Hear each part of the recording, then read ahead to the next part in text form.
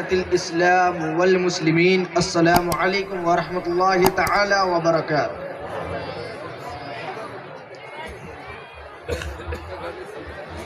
तिब्तुम व ताबा सईकुम व तबव्वतुम मिनल जन्नति मनाज़िलकुम इख़वतिल अइज़्ज़ा।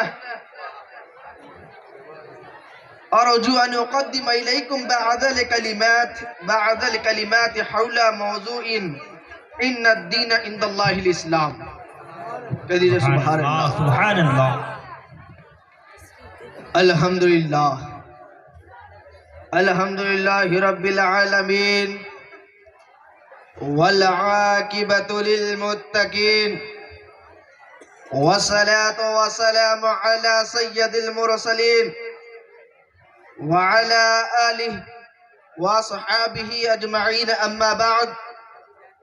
फ़अऊज़ु बिल्लाहि मिनश शैतानिर रजीम, बिबरकति बिस्मिल्लाहिर रहमानिर रहीम।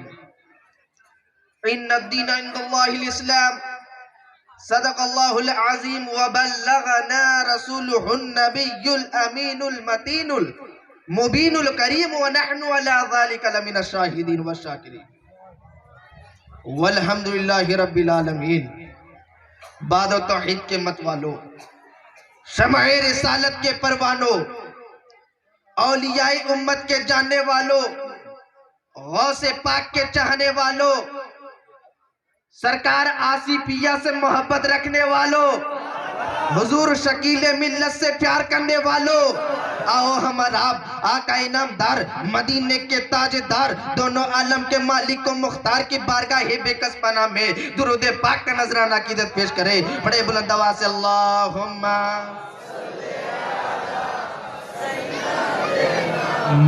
मौलाना मुहम्मद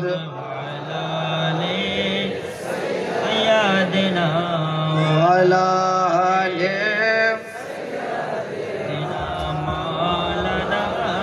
मुहम्मद सल्लल्लाहु तआला अलैहि वसल्लम। उलमाए किराम, ज़ी वक़ार, मशाइख़ ज़ाम, सादात किराम, रहनुमाए दीन मतीन की मौजूदगी में तकरीर हो रही है। आप सब ये बताइए कि इब्लीस ने अज़मत नबूवत का इनकार किया, वो इनकार करने वालों में सबसे पहला है। जोर से बोलो। और जिब्रील अलैहिस्सलाम ने इकरार किया, वो इकरार करने वालों में सबसे पहला है। इनकार करने वालों में सबसे पहला कौन है? इब्लीस। और इकरार करने वालों में सबसे पहला कौन है? जिब्रील। उस इब्लीस का इनकार तो समझ में आ रहा है, क्योंकि कुरान उसके इनकार के मुतालिक हमें बता रहा है, क्योंकि वह आदम की औलाद से भी नहीं है, प्लस इंसानियत की बिरादरी से भी नहीं है, लेकिन वो इंसानियत की बिरादरी से भी नहीं है, लेकिन आज जो इनकार कर रहे हैं वो खुदा जाने के क्या है। ये तो सब के सब आदम की औलाद से भी है, प्लस इंसानियत की बिरादरी से भी है, तो ये अपने बाप के रास्ते पर क्यों नहीं चलते? क्या ये भी नालायक औलाद है? देखिए क्या बुलंद मकाम है, क्या रिफात वाली शान है कि फरिश्तों को अल्लाह ने हुक्म दिया सब आदम को सजदा करो। जिस तरह के कुरान में इरशाद बारी ताला है, वइज़ क़ुल्ना लिल मलाइकति इसजुदू लि आदम फसजदू इल्ला इब्लीस अबा वस्तकबरा व काना मिनल काफिरीन। आइए इस आयत मुबारका के आखिरी अल्फाज पर गौर करते हैं कि अल्लाह तबारक व तआला किस तरह कड़कर इनकार मकाम में खिलाफत करने वाले के मुतालिक फरमा रहा है, वकाना मिनल काफिरीन। अब आप ये बताइए कि अल काफिरीन का मतलब काफिर ही होता है ना, इसलिए कि काफिर को काफिर कहना मना होता, तो अल्लाह तबारक व तआला खुद काफिर को काफिर कैसे कहता? देखिए अल्लाह तबारक व तआला ने खुद भी काफिर को काफिर कहा और अपने हबीब को भी फरमाया, ऐ महबूब तुम भी काफिर को काफिर कहो। जिस तरह के कुरान में इरशाद बारी ताला है, कुल या अय्युहल काफिरून, आप फरमाइए ऐ काफिरों। देखिए आज मैं दिल खोल कर बोलने के मूड में हूं। आज इंशाअल्लाह कुछ शरीयत की बातें होगी, कुछ तरीकत की बातें होगी, कुछ मारिफत की बातें होगी, कुछ इनायत की बातें होगी, कुछ शिफाअत की बातें होगी, कुछ सुन्नत की बातें होगी, कुछ खिलाफत की बातें होगी। और आज आपसे अब ये देखेंगे कि मैं कहां से कहां तक बयान करता हूं। यानी आजकल कुछ लोग कहते हैं कि काफिर को काफिर ना कहो। अरे ये अजीब बात है, कहते हैं कि काफिर को काफिर ना कहो। अरे अकल होती तो पहले खुद ही सोच लिया होता कि मैं क्या कह रहा हूं। मैंने पूछा भाई किसको काफिर नहीं कहना चाहिए, तो वो जवाब देता है कि काफिर को काफिर नहीं कहना चाहिए। मैंने बोला पहले तो आप खुद काफिर कह रहे हैं, फिर दूसरे को कह रहे हैं कि काफिर को काफिर नहीं कहना चाहिए। ये अजीब मंतिक तो मेरे समझ से ही बालातर है। फिर मैंने पूछा अच्छा बताओ ये काफिर को काफिर क्यों ना कहा जाए, तो वो जवाब देता है कि अरे अगर आगे चलकर वो ईमान वाला हो गया तो फिर। लो जी, ये भी अजीब बात है, काफिर को काफिर न कहो, अगर आगे चलकर वो ईमान वाला हो गया तो फिर। तो ऐसे शख्स के मुताबिक तो फिर ईमान वाले को भी ईमान वाला ना कहा जाए। अगर आगे चलकर वो काफिर हो गया तो फिर अब्बा को अब्बा ना कहो, आगे चलकर वो अम्मा हो गया तो फिर चच्चा को चच्चा ना कहो, आगे चलकर वो चच्चा चच्ची बन गया तो फिर। अरे भाई ऐसे ही अपने पास से पाबंदियां काहे को लगाते हो। इतना तो लॉकडाउन में मोदिया ने भी नहीं लगाई जितना आप लगा रहे हो।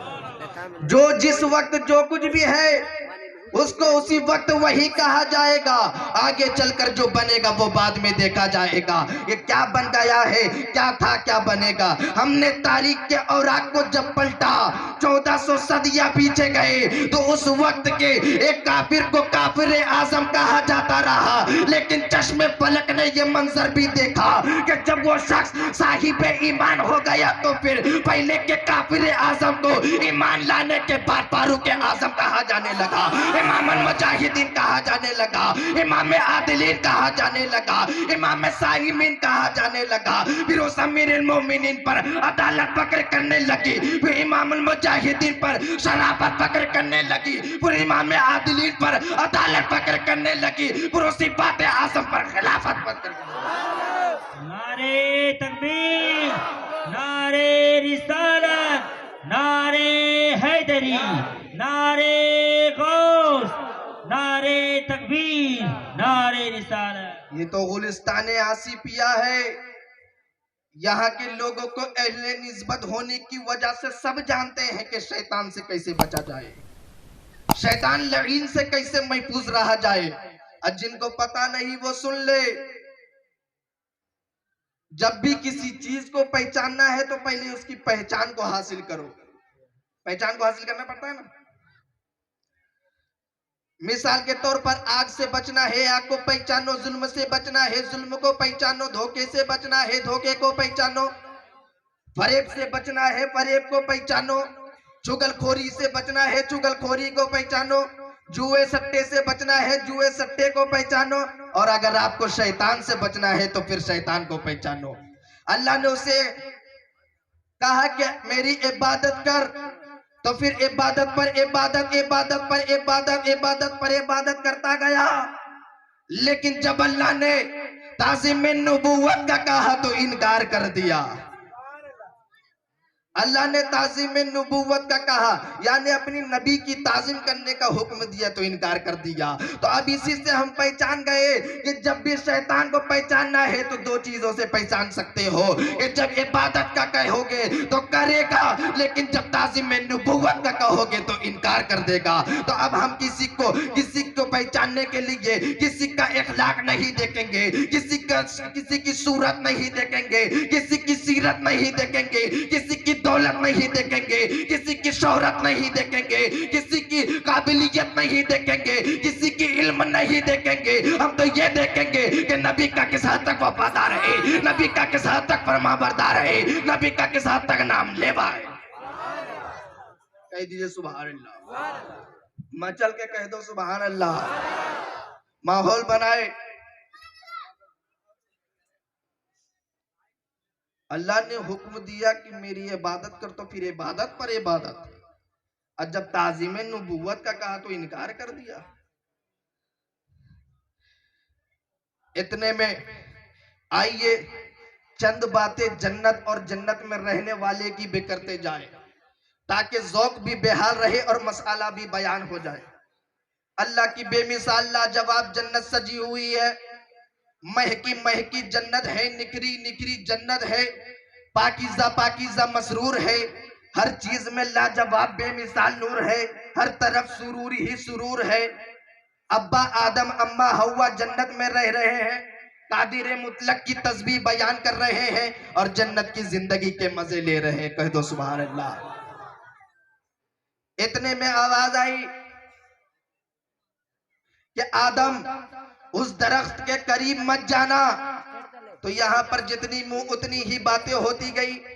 किसी ने कहा आदम से लग़ज़िश हुई, किसी ने कहा आदम से भूल हुई, किसी ने कहा आदम से गलती हुई।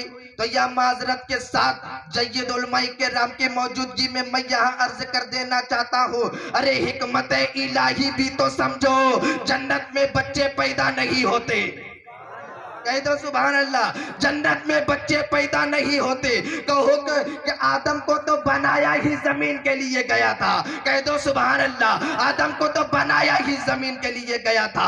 देखो अभी दाना खाया नहीं, अभी आदम को बनाया नहीं, अभी हव्वा को बनाया नहीं, अभी जन्नत में बसाया नहीं। और अल्लाह फरिश्तों से फरमा रहा है, व इज़ क़ाला रब्बुका लिल मलाइकति इन्नी जाइलुन फिल अर्दी खलीफा। अरे भाई जरा फिल अर्दी खलीफा के अल्फाज पर भी तो गौर करो। वो बनाए जमीन के लिए गए हैं। जन्नत में बच्चे पैदा नहीं होते, जन्नत में खानदान नहीं बनते, जन्नत में कबीले नहीं बनते, जन्नत में बिरादरियां नहीं बनती। ये सब कुछ तो जमीन पर ही है। और कहो कि आदम जमीन पर आए तो नबीयीन आए। जोर से बोलो का सुभान अल्लाह। आदम जमीन पर आए तो मुरसलीन आए, आदम जमीन पर आए तो मुत्तकीन आए, आदम जमीन पर आए तो मुजाहिदीन आए, आदम जमीन पर आए तो मुस्लिमीन आए, आदम जमीन पर आए तो मोमिनीन आए, आदम जमीन पर आए तो नजीउल्लाह आए, आदम जमीन पर आए तो ज़बीहुल्लाह आए, आदम जमीन पर आए तो कलीमुल्लाह आए, आदम जमीन पर आए तो रूहुल्लाह आए, आदम जमीन पर आए तो हबीबुल्लाह आए। अरे अपना तो अकीदा ये है कि अगर आदम ने दाना खाया ना होता तो हमने मोहम्मद को पाया ना होता। नारे तकबीर, नारे रिसालत, नारे हैदरी, नारे हैदरी, सरकार का दामन, नारे तकबीर, नारे रिसालत। कुर्बान जाओ आदम की कमाल बंदगी पर, वो पारसाई पर। फिर आवाज आई, आदम जब तुम जन्नत में थे तो सिर्फ 2 थे, और जब तुम जमीन पर आए हो तो फिर भी 2 हो। तो क्या मैंने इतनी बड़ी जन्नत सिर्फ 2 ही के लिए बनाई थी? अच्छा टॉपिक है, ध्यान रखिएगा। एक बार कह दीजिए सुभान अल्लाह। जब तुम जन्नत में थे तो सिर्फ 2 थे, और अब जब तुम जमीन पर आए हो तो फिर भी 2 हो। तो क्या मैंने इतनी बड़ी जन्नत सिर्फ 2 ही के लिए बनाई? याद रख आदम, अब मैं तुझे फिर दोबारा जन्नत में भेज दूंगा, लेकिन तेरे सबब से मुरसलीन भी जन्नत में जाएंगे, मुजाहिदीन भी जन्नत में जाएंगे, साइमीन भी जन्नत में जाएंगे, कलीमुल्दीन भी जन्नत में जाएंगे, मोमिनीन भी जन्नत में जाएंगे, मुस्लिमीन भी जन्नत में जाएंगे, ख्वाजा गरीब नवाज भी जन्नत में जाएंगे, वारिस पाक भी जन्नत में जाएंगे, साबिर पाक भी जन्नत में जाएंगे। अरे बल्कि इतना ही नहीं, गौसे पाक भी जन्नत में जाएंगे। आदम तेरे जमीन पर आने से हिकमत इलाही पूरी हो रही है और अल्लाह की जन्नत तेरी औलाद से भरी जा रही है।